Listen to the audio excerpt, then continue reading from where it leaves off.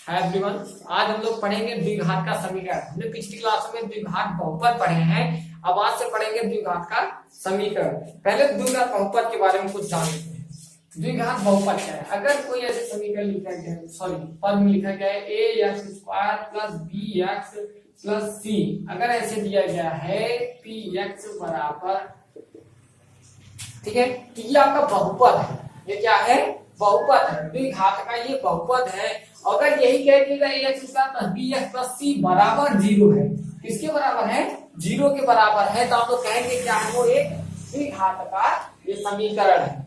ये क्या है? द्विघात का समीकरण है। बहुपद में और समीकरण में यही अंतर है कि बहुपद कोई द्विघात का बहुपद जिसमें a नॉट इक्वल टू 0 हो, a जो है 0 के बराबर ना हो, क्योंकि अगर a 0 हो गया मतलब एक्स स्क्वायर का पद ही 0 हो जाएगा। अगर स्क्वायर का पद रहेगा नहीं तो द्विघात का समीकरण नहीं होगा। अगर द्विघात का समीकरण नहीं तो कैसे कहेंगे हम लोग द्विघात कहेंगे? इसलिए क्या कहेंगे? a नॉट इक्वल टू 0 होने पर कोई बहुपद जो दो घात का हो उसको अगर हम 0 के बराबर लिख दें तो वो क्या कहलाएगी? द्विघात का बहुपद कहलाएगा। ठीक है, अब देखिए ये किस क्या अगर द्विघात का बहुपद हो गया। इसमें अगर आप कहेंगे एक्स स्क्वायर का गुणन क्या है? एक्स स्क्वायर का गुणन जिसका गुणन एक्स स्क्वायर के साथ हुआ है वो हो गया a। अगर एक्स का गुणन क्या है? एक्स का गुणन है b और अचर पद क्या है? अचर पद है सी। लेकिन ए बी सी ये तीनों क्या है?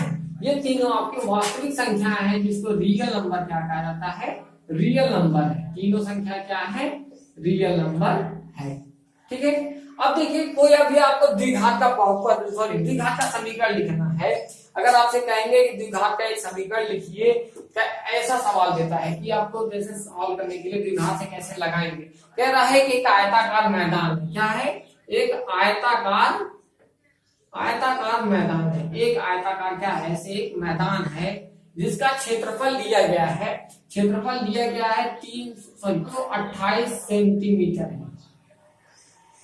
इसका क्षेत्रफल दिया गया है 528 सेंटीमीटर इसका क्षेत्रफल है, तथा कुछ कंडीशन दिए गए हैं। तथा कह रहा है लंबाई जो है, लंबाई चौड़ाई से दो गुने से एक अधिक।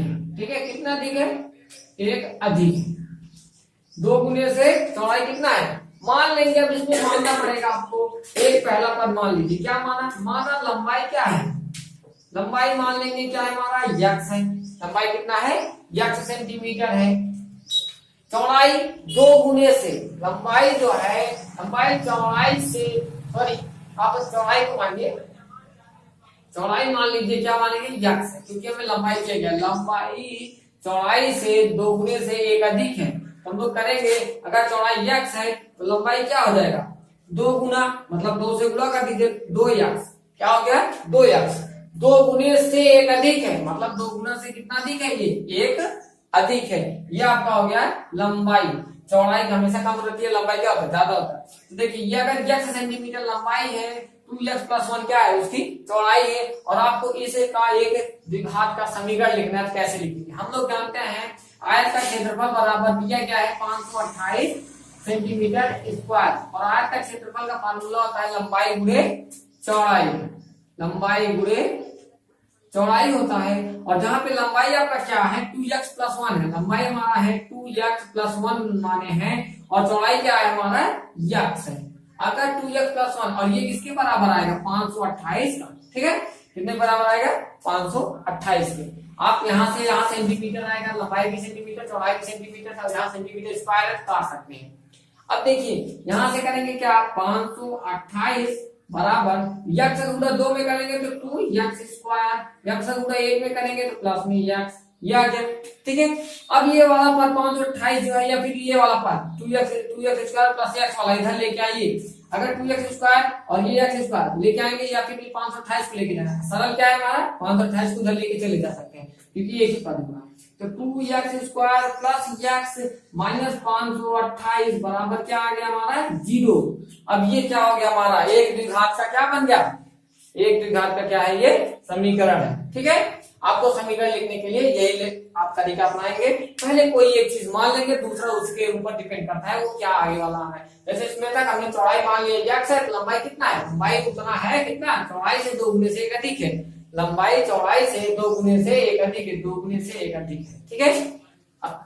अब उसी प्रकार से हमने क्या किया, लंबाई गुणे चौड़ाई क्या होता है, उसका क्षेत्रफल होता है। लंबाई गुणे चौड़ाई करके लंबाई हमें 2x+1 है और चौड़ाई कितना है, x है। 2x+1 में x का गुणा करेंगे तो आ जाएगा 2x² प्लस x। अब ये देखिए, अब 528 बराबर, क्योंकि पहले से दिया गया है आयताकार मैदान की जो चौड़ाई है और क्षेत्रफल है वो 528 है, हमने बराबर कर दिया इसको इसके 528 के, और 528 पर लेके माइनस में हो गया, आगे क्या 2x² minus plus x minus 528 बराबर आ गया क्या 0। अब आप लोग इसको कह सकते हैं ये क्या है, एक समीकरण है। अब समीकरण है, अगर ये समीकरण कब नहीं होता, जब यहाँ px बराबर लिखा रहता और ये नॉट इक्वल टू 0 होता, मतलब ये 0 के बराबर ना हो, तो आप क्या कहेंगे, ये क्या है, एक समीकरण। अब देखिए, जैसे आपके सवाल में दे दिया है, अगर आपको दे दिया गया है कि पहचानिए कि इसमें से कौन सा द्विघात का समीकरण है कि द्विघात का समीकरण नहीं है, आपको पहले मान लो एक सवाल दिया गया, जैसे क्या दिया गया, x+1 का होल स्क्वायर ये बराबर है 2x+1, ठीक है। ऐसे एक समीकरण लिख दे दिया गया है और आपसे कह रहा है इसको बताइए ये द्विघात का समीकरण है कि नहीं है। तो हम लोग क्या करेंगे, पहले इसको सॉल्व कर दीजिए, बराबर ला दीजिए 0, अगर वो 0 आ जाएगा उसके बाद देखेंगे कितने घात का समीकरण बच रहा है। हमने क्या किया, x² का करेंगे तो x+1 का होल स्क्वायर करेंगे तो हो जाएगा a² प्लस 2ab मतलब 2 गुणे x गुणे 1 प्लस b का स्क्वायर मतलब 1 का स्क्वायर बराबर 2x में प्लस में 1 आ गया, ठीक है। अब बता क्या, यहाँ x² है, ये आ गया 2x प्लस 1 बराबर आ गया 2x प्लस 1। अब देखिए यहाँ से आप 2x+1 इधर लेके आएंगे, क्या हो जाएगा, x² plus 2x plus 1 minus 2x minus 1 बराबर आ गया कितना 0। ये 2x से 2x और 1 से 1 कट गया, बचा कितना x²। अभी देख रहे हैं x² सिर्फ बचा है। अब क्या ये द्विघात का समीकरण है, जी हाँ, ये क्या है, द्विघात का समीकरण है। क्यों है, क्योंकि देखिए अगर कोई भी समीकरण है, यहाँ पे हम लोग इसको ऐसे भी लिख सकते हैं कि x² प्लस 0x प्लस 0 बराबर 0। सिर्फ इसमें आपका ये कंडीशन ये होना चाहिए कि x² का पद जो दो घात की पद होती है वो एक रहना चाहिए, बाकी आपका a≠0 क्या होना चाहिए, a≠0 हो, b और c 0 हो जाएंगे तो क्या होगा, वो दोनों चल सकते हैं, मतलब अगर वो दोनों पार्ट 0 भी हो जाए तो कोई भी मैटर नहीं करता है, वो द्विघात का समीकरण वो होता है तभी, ठीक है। अब देखिए, जैसे आप एक और सवाल ले लीजिए, इसमें तीनों पद हैं। जैसे दिया गया है x²,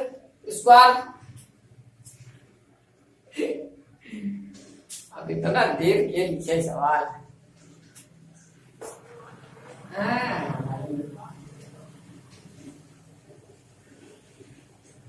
देखिए एक दूसरा सवाल है, x² माइनस 2x बराबर -2x, कोष्टक में 3 माइनस x है।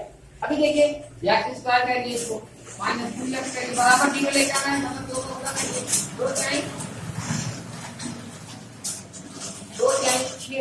दो का गुणा माइनस में करेंगे, माइनस माइनस प्लस 2x। अब देखिए ये दोनों पार्ट इधर लेके आएंगे, x² माइनस 2x, ये 2x माइनस में प्लस में इधर आएगा तो माइनस में 2x और ये माइनस में 6 है, इधर जाएगा प्लस में 6 बराबर 0।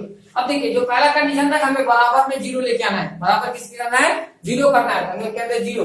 अब देखिए ये बता क्या, x² 2x और 2x जोड़ेंगे कितना हो गया 4x और प्लस 6 बराबर आ गया कितना 0। अब देख रहे हैं यहाँ पे x की अधिकतम घात कितनी है, 2 है, मतलब ये द्विघात का है। प्लस एक चीज वो बराबर 0 है कि नहीं है, वो बराबर 0 भी आ गया, मतलब हम लोग कह सकते हैं ये क्या है, द्विघात का समीकरण है। द्विघात का समीकरण क्या है, वो है। अभी आपको जैसे जितना भी समीकरण देगा आप उसमें देख के बताएंगे कि वो द्विघात का समीकरण है कि नहीं है, ठीक है। जैसे देखिए अगर आपको दे दिया गया है x माइनस 2 x प्लस 1 बराबर x² प्लस 3x प्लस 2, अब ऐसे एक समीकरण दिए गए, ठीक है। अब कह रहा है ये द्विघात का समीकरण है कि नहीं है, तो अभी पहले इसको सॉल्व करिएगा, उसके बाद बताइएगा। अभी देख के बता देंगे यहाँ x² है तो वो द्विघात का है, ऐसा नहीं हो सकता, कभी कभी चेंज होता है। अभी पहले x² का गुणा x का गुणा x में करें x² का गुणा 1 में करेंगे तो x, 2 का गुणा किया माइनस 2x, 2 का गुणा 1 में किया माइनस 2 बराबर आ गया x² प्लस 3x प्लस 2। अब देखिए यहाँ एक्स स्क्वायर है, यहाँ एक्स स्क्वायर है, दोनों साइड है, दोनों साइड से कट जाएगा, आपका एक्स स्क्वायर का पद खत्म हो गया, बचा क्या है यहाँ पे 2x है। देखिए 2 में से 1 गया था कितना -1x -2 बराबर आ गया 3x प्लस में 2। अब यहाँ से देख के भी बता सकते हैं इसमें द्विघात का समीकरण है ही नहीं, क्यों नहीं है, क्योंकि इसमें दो घात का पद कोई नहीं है, यहाँ पे एक्स स्क्वायर की घात है ही नहीं, तो अतः क्या हो गया ये, अतः यह नहीं है, ठीक है, अतः यह द्विघात का समीकरण नहीं है।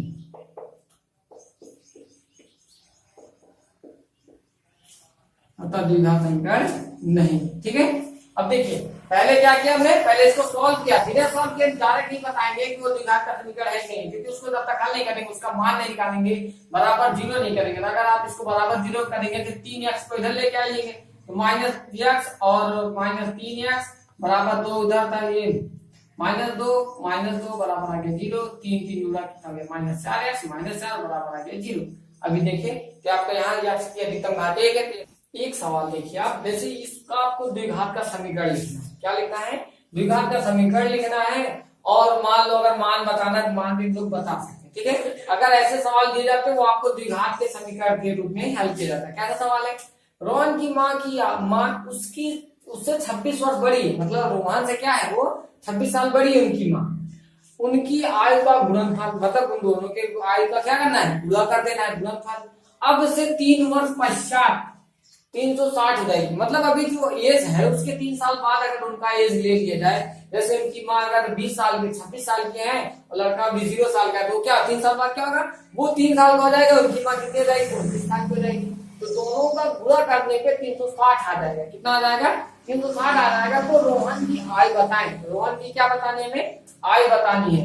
अगर हमें रोहन की आय बतानी है, हमसे पूछा है कि रोहन की आय बताएं, तो हम लोग मान ही लेंगे रोहन की आय क्या है, x है, तो माना, ठीक है, माना रोहन की आय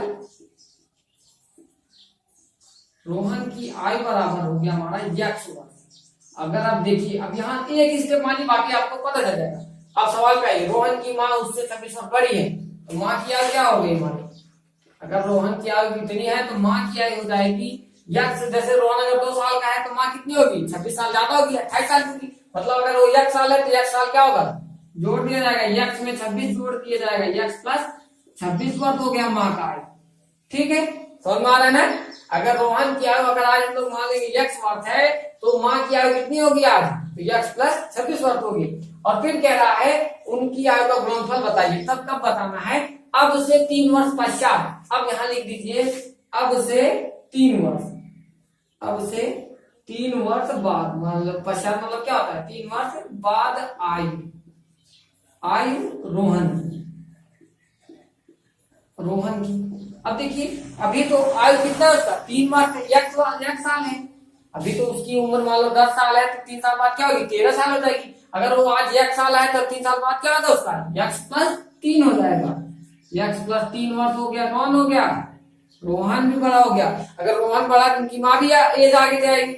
तो अब से 3 वर्ष पश्चात माँ की आयु, किसकी आयु, माँ की आयु क्या हो जाएगी, x प्लस 26 साल के तो थी अभी तक, लेकिन अगर 3 साल जोड़ना है तो 3 साल क्या हो जाएगा, जुड़ जाएगा, आ जाएगा ये x प्लस 29 वर्ष, ठीक है। अब दोनों क्या है पता चल गया, 3 साल बाद क्या होगी, 3 साल बाद x प्लस 3 वर्ष की माँ लड़का हो जाएगा रोहन, और उनकी माँ हो जाएगी x प्लस 29 वर्ष। अब देखिए फिर कह रहा है उनकी आयु का गुणनफल 360 वर्ष हो जाता है। अगर इन दोनों का गुणा कर दें तो कितना आ जाएगा, 360 आ जाएगा। अब देखिए यहाँ से अभी गुणा करते, ये उसका रोहन का आयु है x प्लस 3, माँ का आयु है x प्लस 29, दोनों का गुणा कर दीजिए और आ जाए कितना, 360 के बराबर आ जाए, ठीक है। और हम लगा रहे हैं द्विघात का समीकरण से। अगर हम द्विघात के समीकरण लगा रहे हैं सवाल, तो इस वाले पार्ट को लास्ट में क्या करना है, हमें 0 करना पड़ेगा, बराबर जिसके ऊपर लिखाना पड़ेगा 0 करना पड़ेगा, और जो यहाँ x की अधिकतम घात होगी उसको कितना रखना पड़ेगा, 2, कम से कम 2 आना चाहिए। अगर 2 नहीं आ रहा मतलब वो द्विघात का समीकरण नहीं बन रहा है, ठीक है। अब देखिए यहाँ x को x में करेंगे द्विघात का हो ही जाएगा आराम से, x को x में किए तो x का स्क्वायर, फिर x को 29 में किए तो 29 x को गुणा, फिर उसका 3 के उधर x में करिए 3x, 3 का गुणा 29 में करेंगे तो आ जाएगा कितना, 3 9 27, 3 दूनी 6, 2 8, 87 बराबर आ गए 360 बराबर है। इसको इधर लिख लीजिए माइनस में आ जाएगा सीधा। समझ में आया ना, ये प्लस में था इधर आया क्या माइनस में हो गया। अब हो गया क्या, x स्क्वायर प्लस 29 और 3 जोड़े कितना आ जाएगा हमारा 32 और 360 में से अगर 87 घटा दे, 357 में से कितना घटा दे 87 घटा दे तो आ जाएगा कितना 273, कितना आ गया 273 x square plus 39x minus में 7x माइनस 273 ले सकते हैं बराबर हो गया 0। अब देखिए यहाँ x कॉमन ले लीजिए, यहाँ बचा x, यहाँ बचा 39, ठीक है। अब यहाँ पे माइनस 7 कॉमन ले लीजिए, यहाँ बचेगा फिर क्या प्लस में x, अब ये माइनस कॉमन लिए माइनस था वहां प्लस हो गया 39 बराबर आ गया कितना 0।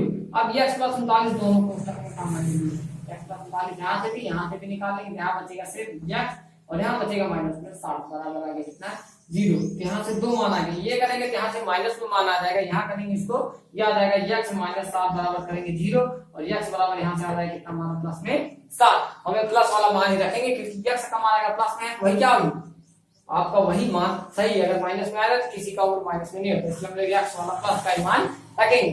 अब x बराबर प्लस में 7 आ गया। अब उत्तर की जांच कर लीजिए, अगर रोहन की आय हमने माना था x है, रोहन क्या माने थे क्या x है और रोहन क्या अगर x माने थे, उत्तर में आ गया 7 वर्ष। उत्तर में कितना आ गया उसका, रोहन की आयु आ गई कितना 7 वर्ष है। उनकी माँ 3 साल बाद क्या होगा रोहन के 7 3 10 साल का हो जाएगा रोहन।